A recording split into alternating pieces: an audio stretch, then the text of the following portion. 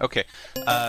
Yeah, so this is day 2 of the Race for Wool 101, or is this 102? I don't know. Anyway, today is going to be classes for more advanced users or players. And there's a bunch of students. There's like hundreds of people on this server, and they've sort of been split up into classes. And right now, which class are we in? This is strategy. Strategy class, taught by who? Aaron and Thungon. All right. So I just wanted to give that brief introduction to everyone on the stream, and I will get out of your way, and you can start teaching your class. All right. Welcome everybody to the strategy masterclass. Oh wait, they're not here yet. Is Chris not ready yet? They should be entering soon. Okay. All right. Well, I will mention at this point then, there's going to be several classes throughout the day. They're all going to be a half hour long. I'm going to be streaming some of them, because I can't get in all of them, but I will be teaching a class in 45 minutes, I think. Yes. I think that's when it's scheduled for. I got the schedule up here. So, yeah. Seth is teaching at 3:45 to 4:15. Right. It says 45 minutes from now. 42.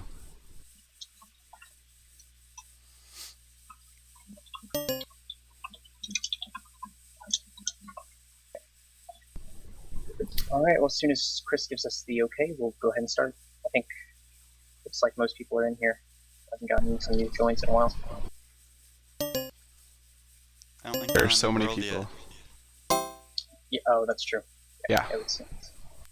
So are they going to be creative mode? Say again. I got some info there. Yeah, will I lock the doors for the lanes? Doors for the lanes. Are they going to be? Are they going to be in creative? They're here. All right. Well, are they going to be in creative or are they all in survival? Okay, good. I think they're in creative. Good. All right, guys. Oh, some of them are in creative. Yep, they're all in creative right now. If you will, everybody look up. You'll see some people wearing different colored armor. Up here in gold are the 2 teachers. This is Thungon, the creator of this map, and some other good maps. And this is Aaron right here, and the other golden with the wooden axe. We got Seth over there streaming. Please stay out of his way. And people in armor are teacher's aides. They'll be helping you out with mumble stuff. Welcome everybody to the strategy masterclass. Before we begin, 2 quick things. 1, please don't crowd around the teachers in gold or the live streamer in diamond. That way everyone can see what we're looking at. And number 2, if you have a question, please make a comment next to your name with the yellow sticky note and mumble, and then our teacher's aides will let us know when there's a question we need to address. Last thing, we're not going to be playing here. There'll be an opportunity to play and use what you learned later in the day. Right there in chat, you can see ending ceremony after that. I believe they're going to have chances to play. Also, the other classes will be able to play. All right, Thungon? Alright, this is, as he said, a strategy class, and strategies mostly learning about the map itself. In this map in particular, I know it the best as I made it, but we're going to go through a slight tour first because many of you probably have never seen it before. But it is a typical, meaning a generic style race for wool. The wool supplies are organized similarly to other maps you might see. And at the start, I'm going to follow along left lane because I believe you cannot access chests, and I've put signs over the chests to see what, so you could all see what's inside them. But as you can see in the start, this is where you start. You fall down this sandstone hole, and you begin at this point. The other team is at the same spot at this point, and at this point you have basic supplies, torches, food, sword, bow, and arrow. Those are 5 really basic supplies that you'll see in maps. Also, towards the spawn of most maps, you'll see beds, which are important later on, and leather, which might be good for equipping armor quickly. As we move along this map, there's a forest to get wood, and there's some stone, revealed stone, and stone beneath the dirt. There's also more basic supply chests, and then there's the first of the specialty chests. We'll go over them a lot later, but this one's filled with minecarts, rails, and 64 ladders, which is the most important. At this point, you'll see the mines. The staircase leads down. You'll see ores around. There's a wooden pick in there to get you started, to get teams started, and this waterfall is the first wool of this map. It is fairly easy PvE wise, player versus environment, but if other people are shooting you, it could be quite challenging with the water and the ice and everything. And at the end of it is green wool, and then you gather the green wool and work your way out. Oh, just as a note, these guys don't punch creepers. Don't punch mobs, because then they start blowing holes in the map. Yes, please don't. And back up, there's another forest. There's a little forest house with more supplies right beneath me here. And there's the first pre-built TNT cannon. For the most part, in most maps you'll see pre-built cannons, but you might want to build them somewhere else. And then you'll see TNT chest here. It contains 2 stacks of TNT plus other TNT cannon supplies. Then you'll have 2 more basic resources here. And then you'll reach the mountain, the slippery slope, and on this down here on the left, you'll see the lapis mine. This leads to second wool. Second wool is this portion here. This portion of the wall is 1 thick, bedrock's right here, and in this section of glass it's 2 thick, and this section you will basically dig your way through all the way around this crescent shape to the second wool of cyan right here, and that'll be very PvP heavy, player versus player, but there is some skeleton spawners mixed in. Also in the lapis mines, you'll see more supply chests, and you'll see a way down into this icy place with the arrow chest. This is where most of the arrows are on the map. Continuing along over the mountain, you'll see some ally chests. You could build snow golems, or there's bones in there if you wish, but it's just something extra. And then you'll reach the mountain peaks and valleys. In this area you'll find mines, little small mines with iron ore in them. You'll find diamond ore, diamonds. The only diamonds on the whole map are right here. There's 6 diamond blocks, and there's more iron in there. There's this is a TNT house, Dead Man's Bunker. It contains a lot of TNT. This gold chest contains only an enchanting table. It also contains a stone pick and other extraneous things. And then at the top here is an ice castle with skeleton spawners, and if you work your way down, you'll find your way through the ladders into this room with respiration helmets and a hole that goes straight down into red wool. Respiration helmets will lead to iron buckets, but that's the red wool. If you get red, cyan, and green on the monument, which is at the beginning of the map, you will be the first, and you're the first team to do so, you will be declared the victor. So that's a general tour of the map. And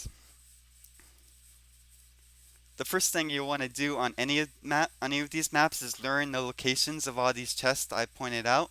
You want to learn where to get arrows, you want to learn where the food is, you'll want to learn where to get armor, both leather or iron or gold, not gold, sorry, diamond, and where the TNT is, where the bows and arrows are, all sorts of things you'll want to learn about the map before you actually ever play it in a big match. Also, when you first consider a map in a lane, you'll want to learn how to quickly tech up. That is, from getting from a wooden pick to stone to iron picks. You will tech up on armor. I mentioned a wooden pick down in the mines that could help you get stone real fast if you learn to bring down wood. If you bring down more wood for a workbench and such. and there's a stone pick right by the iron blocks that could really get you teching up fast. Also, the third most important thing, yes, the third most important thing in a map to consider are possible choke points in a map. Choke points is the term used to define where to lock down teams from continuing on past the choke point. In this map, the main choke point is typically second wool since it's very exposed. You can't hide behind this bedrock wall while you're digging down, and you're very free to arrow fire from the other lane. Um, there are some hidden sections, um, too thick layers to hide behind, but for the most part, this is one of the biggest choke points. I've also seen chaos cannons in this valley area, the peaks and valley area, to really make this part of the map very difficult for teams to progress along to get to the end to the red wool. And also going up and down from the red wool in the water streams could be very easy to be shot down, provided that teams actually use that choke point. There are many choke points in many maps, but it's up to the teams and up to your strategy to decide which ones you want to actually focus on using, if you want to use them at all, or if you want to incorporate them into your strategies. Yep. So the three things we really want you to take away from this about learning the map is one, again, the special chest locations. After that, quick teching, which is how to get all the equipment you need quickly before the other team has a chance to kind of tech up. And third is choke points, where they are and how to make them. So I think we kind of went over that pretty well.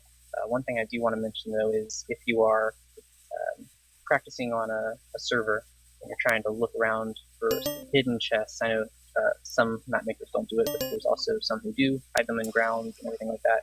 You can always just take a wooden axe if you've got bucket installed, and you can cut away layer by layer, remove all the dirt in the map, and you can see things hidden underneath stuff.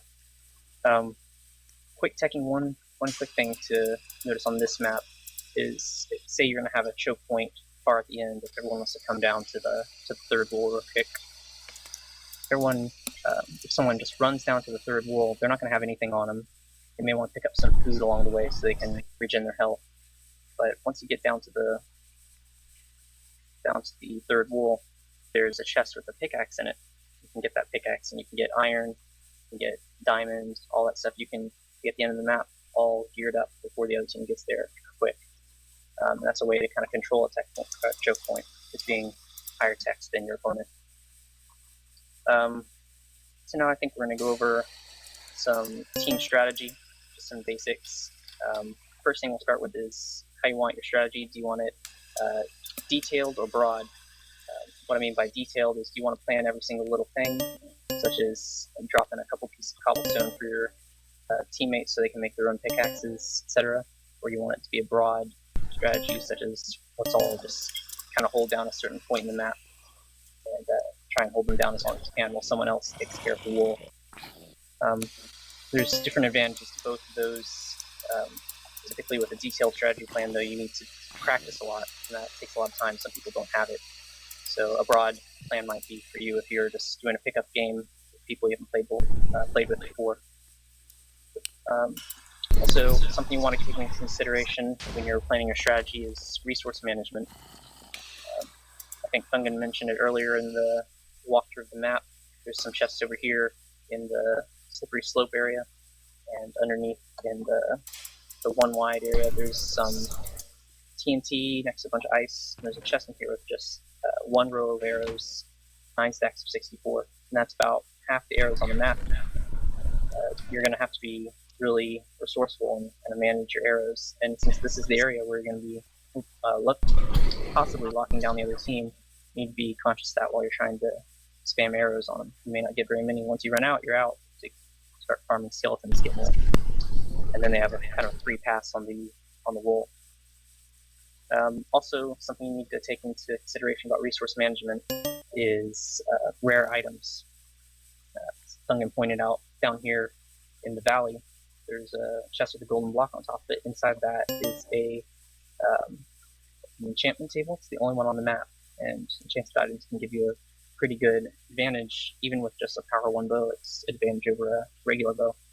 So you can get to that, or you can take out your opponent's chest with the abundance of TNT found in this cobble house or something. You can give yourself a significant advantage pretty quickly. So things like that, looking for rare items, not only how can you get them, but how can you take them away from your opponent. Aaron and Thungon, you guys aren't having issues with players being able to detonate TNT, right? I haven't seen anyone do that. I do see some people with diamond sword. And Okay, Yeah, do you intend on using TNT in your class? we haven't planned on it. We'll No. mimic it if we have to. No, it's fine. Just Anyone who's let in the here players. if you need me, just Okay, say something. well, we're just gonna let the players know that if we see them detonating TNT, they'll be banned instantly. Okay. All right.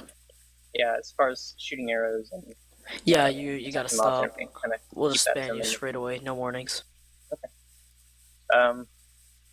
So we're talking about rare items and destroying those items.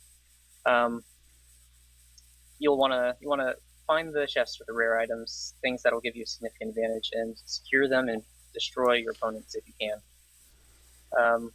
Next thing we want to talk about is performing under pressure. Things like pain loops. I don't know if you've heard live streamers talk about this in their live streams or in their other matches. They mentioned someone being in a pain loop. That's typically when a player is running and just dying over and over and over again. I don't know, Soaring Chris, you'll want to cut that out or you're going to be banned. Performing under pressure, pain loops. If you're just running to try and get your items back after you die over and over again, the other team is just pinning you down. It's a pain loop. It's something that you're not going to get out of easily, and you're just going to be wasting a lot of time. Go ahead. And the most important thing about pain loops for strategy-wise is learning what to do after. Like, you lost your stuff, what are you gonna do? You have to kind of restart from scratch. Is where to actually go on the map after that point. Like back here at First Wool, I pointed out a mines with iron ore and coal. For the most part, mines and maps are ignored because there's iron blocks and stuff towards the end. But towards like the beginning of like Direct Fire, I know, Arcane Realms, many of the bigger name maps, they have a mine that you could use to as a contingency plan, just in case something really bad goes wrong with your first strategy. Yeah, just for an example, there's been maps that I've played where we're running around with some good resources, we get knocked off the edge, you lose all those resources. There's nowhere else on the map to get them except for one of these mines where you just gotta mine individual blocks of iron and smelt them yourself. It's kind of a pain. So that's kind of recognizing what a pain loop is and contingency planning, preparing for when you're going to fail, because it's going to happen eventually. You're gonna get shot off the edge with carrying all your important stuff like that. You need to have backup plans. Let's say somebody gets to your choke point before you do, and you can't take it back. The contingency plan is, can I make some TNT cannons to take out their little stronghold they've made, or do we just abandon it and find another choke point and try and have backup plans for working around choke points? The best thing you can do is when you're making plans, go ahead and make plans for every choke point, and then see if you can work around your own plans. If you can, then either they're not very good, or you're just really prepared. It's good to just try and work around your own choke points, just because other people might make them. Also, if you see something in a match, you'll want to try it and see if you can work around. Thungon, do you want to talk about detailed versus broad planning? Yes, we discussed this a little bit, but detail versus broad planning is what two teams can really use to plan a strategy for a map. I'll go over broad first, more in detail. But basically, for a broad strategy, you'll assign certain team roles. Like one member of the team goes get resources, another member of the team runs first wool, and then helps with the resources perhaps. Another member could rush and build a TNT cannon at a certain point. Another member could just take arrows and rain down wherever the other team is focusing their efforts on. So those are like broad strategies, like what one person does for nearly the entire game, or and then like somebody like the person who ran first, he ran third. I know teams who have the same rule runner. One person runs all three rules for the whole team, while the other three members work on choking down the other team as their strategy to get through the map. And as far as detailed maps, not detailed maps, detailed plans go, detailed strategies goes with what Aaron mentioned before, where like a member could make a take a wooden pick, and on their way they might break three of these. I'm towards the beginning of the map, left lane, but on their way Go ahead, take care Thunder. of it. But like over here towards the beginning, I'll fly up above in the gold armor. But there's like these cobblestone pillars and there's these loose stone blocks above the surface. So if one team makes a wooden pickaxe and then breaks down three cobble to make their own stone and then makes three more cobble and leaves the three cobble on the ground, then a second team member could come pick up that cobble and make their own stone pick without worrying about a wooden pick. Then there's also strategies where you take a certain number of items out of a chest. Like I know the chest in this house in the forest has some sand and gravel, and those are useful. But the tactics will talk about that perhaps. But perhaps one team member takes half the gravel, and another team member takes half the sand, and then the other team members come along and take the ladders for their own uses, and it's all planned out what exactly they take from the chest, what exactly they do with the items, and how they help out the other members of their team without actually like meeting up and doing it as what would happen in a broad strategy, like leaving food behind for another team member to come along and pick it up who's rushing ahead so they don't have to worry about food, but not actually waiting for them and handing the food directly to them for them to rush at a slower pace. The difference between broad and strategy is detailed can work really well. It could get you to where you want faster, but it does have a greater chance of locking a team down if the other team puts the pressure at the right point by chance, or if they happen to know the other team's strategy.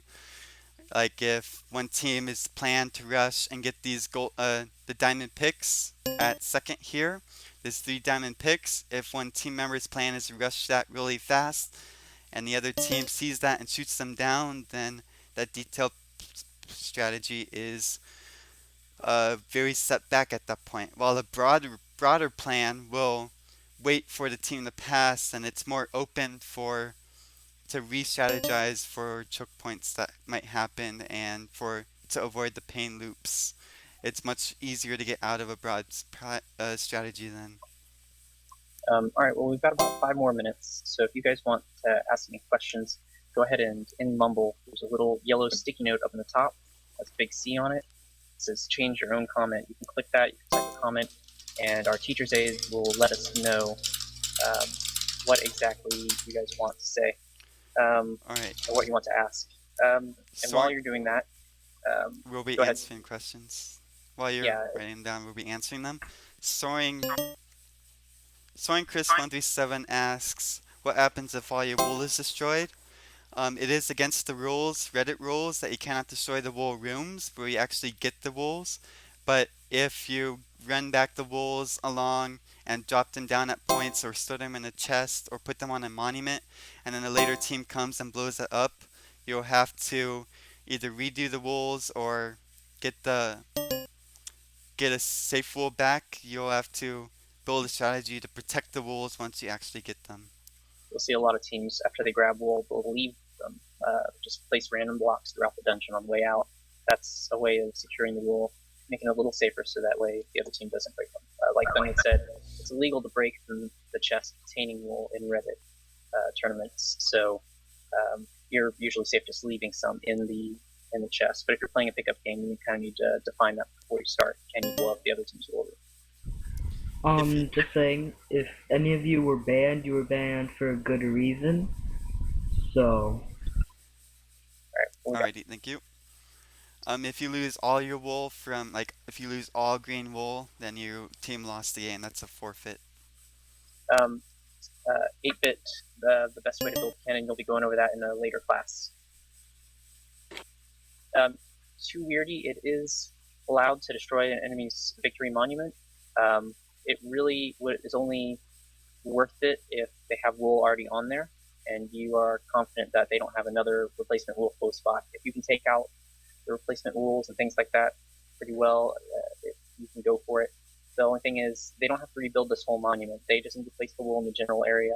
Like this one's made out of obsidian, so I mean, they just need to place the wool again. It's up to you if it's worth your time, but last ditch effort might be worth it.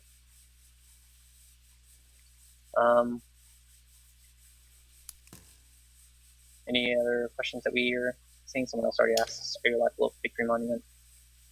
What's a typical breakdown for jobs? I've seen people, most teams have a PvP specialist, someone who's just focused on arrow fire, and they usually post them at choke points. Wool runners, common job, people set up team roles where one player is responsible for one wool, and they might have one of the other players as a backup just in case something happens. That's the contingency planning again. We also have utility players. They're in charge of collecting materials, getting them where they need to go. They're also in charge of things like TNT cannons and things of that sort. So those are kind of the basic, I think.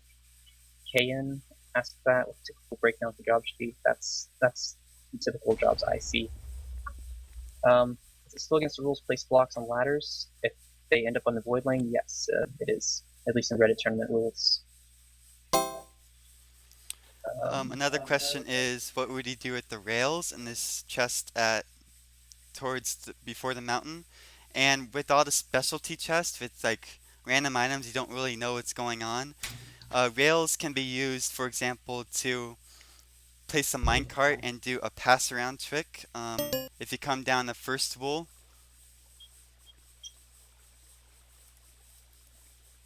Alright, looks like our strategy class is coming to an end pretty quick, so let's go ahead and finish this question and then we'll go ahead and start moving on. You guys can run 5 minutes overtime since we started a little bit late. We'll take that for questions then. Just let us know when we're out.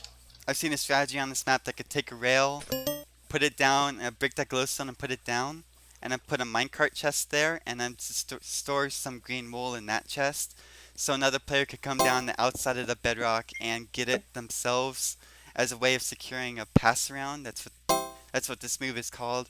A pass around to secure the wool in a different way as opposed to running it out completely. You're not allowed to use a minecart to go past the bedrock walls yourself. You can't enter a minecart and then go around the corners yourself, but you could use minecarts and chests like that, or you could just break the block and put wool there if you could grab it and use minecarts for like that. Other strategies with the special chests include if one team wants to blow up one of the special chests, like blow up the one at the enchanting table, for example, that could be a strategy since teams know that that's a big part of the map, or other things like that, but I think that'll be more answered in tactics, perhaps. One area asks, is it okay to use potions? Yes, potions just fine. They'll probably talk about that in tactics as far as exact things, when to use certain things. What tips do you have regarding lighting the lane? You could take Seth Bling's approach and write a program that has a little audio message that tells you light up the lane every 5 minutes. But if you don't want to do that, just tell your teammates to remind you and remind each other to light up as you go. Most maps have some torches in the front area right as soon as you drop down. This map only has 2 stacks of 64, so you kind of have to go again with resource management. Light up as you go. If you've got someone rushing ahead and that's their job, remind them to light up on the way. They can light up most of the map on the way up. There's a lot of maps where you can't get to the end of it by the first night. So if you can't do that, then you're going to have a tough time for the second day. There's going to be mobs all over the place hiding in caves and stuff. So that's my general suggestion for lighting up the lanes. Safest way to build a bridge without having it fully encased. That's something that you're kind of going to have to just work on. It takes practice. We'll have to have someone on the other lane just PvPing you with arrows. Just get some practice. You can watch other matches people have played. That'll probably go under tactics though, so I'll let those guys cover it.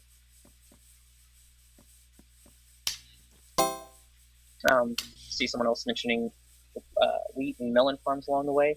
And it's a better idea to use what's provided in the chests. If you've got chests that have things in them, then that's better. Most melon farms and stuff, those are just contingency plans. If you run out of food, those farms are provided by the map makers just for longer matches. Usually you want to just take what's in chests. What if you place a water block down and the water goes outside the lane to protect ladders from TNTs? Is it considered placing blocks? Not from what I've seen. I've seen that it's okay as long as you place the block or that source block inside your lane and it flows out. I've seen it used and it looks okay. There's nothing against it in the Reddit tournament rules. One thing that I have seen debated though about if it's okay or not is having lava flow over and then putting water over it to make cobblestone lane. If it's on purpose, generally it's frowned upon and the refs can make a determination on whether that's legal or not. I wouldn't And it do lags people to death. it. It does. I think the determination was that it is legal, but maybe Yes, I'm not. okay. Yeah, I remember hearing some debate about it, so yeah, they might have decided. Rule of thumb is if you've got a strategy you think might be illegal, go ahead and talk with the refs beforehand, and don't talk to the other team. Obviously, you don't want to let them know, but it's easier to ask for permission rather than ask for forgiveness after you lost the match because you were disqualified. Yep. Someone else asked, what happens if all the wool is destroyed? I think we already covered this. If it's blown up by you, tough luck. If it's blown up by the other team, they lose. You can't blow up the other team's wool room unless the chest has already been broken. So if you lose your wool on your own, or you break your wool chest and then it gets destroyed, you're out of luck. That means you lose. Or you can hold them off for if you have a time limit on your match, you can try and hold the other team off till the end and hope you have more wool. But it gets really difficult at that point. So protect your wool. I'll probably be covering tactics as well. All right, Mary, bearing Yep. no further questions, I think we'll Call it there. echo, yeah. Xbox. I'm not sure who's echoing. It's Xbox. Okay. Xbox. Okay. That's okay. There you go. All right, sorry about that, but if we have no more questions, I think we're gonna end this class. Thank you for listening to us talk about wasteful strategy. Maybe you'll learn something or adapt something from this. I hope you do, and I hope you have fun in any future matches you will play. One last thing, you can always watch matches that are being played. Reddit's MC Tourney subreddit, you can go there and they usually have links to matches that are happening and schedules and when things are happening. Watching other matches is a great way to learn how to do stuff besides just practicing yourself. So, all right, hope you guys got something, and I think we're done. Thank you, Seth, for streaming. Yeah, thanks, guys. All right, well, I need to get over to my class because I need to get that set up. So I'm not actually sure how to do that, but give it a... Yeah, I don't know how to get back to the main portal world. Slash lobby. Yeah. Lobby, okay. Thank you. And I will... Actually don't know which mumble I'm supposed to use. Tina431/r/ is Reddit. You can go to reddit.com. In the search, just type in MC Tourney. That's in the chat. It's like that. Just type in MC Tourney in the chat. You can probably type it in Google and it will come up. The R is just saying it's a certain subreddit. I don't know about what the point is, but you can ask someone at Reddit. I think there's other slashes too, but I don't know. Yeah. All right, everybody, come on back to the lobby, and you can pick your next class. I think next is tactics, correct? And that'll be starting at 12:45. My time. In 8 minutes. Yeah, 8 minutes. All right, so head on back to the lobbies. Type /lobby. So it's this right here without period. All right, thanks, guys. Thank you.